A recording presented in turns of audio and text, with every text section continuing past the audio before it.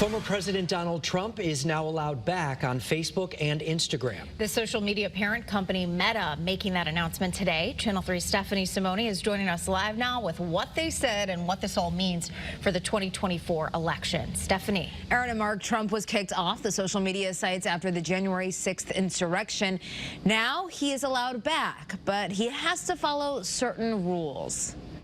Shortly after the Capitol Hill riot on January 6, 2021, Facebook suspended former President Donald Trump from their platform. They had criticized his celebration or cheering of some of the January 6th Capitol rioters. They pulled him down after some back and forth, some meetings and discussion. They decided there'd be a 2-year suspension and then a review. The 2 years has expired and they've done their review. Now, Meta, which owns Facebook and Instagram, are allowing Trump to come back. It may have more to do with the advertising that his campaign can now buy on Facebook. Quinnipiac University journalism professor Richard Hanley says this move comes with certain restrictions for Trump, which Meta refers to as guardrails. You can't be an election denier.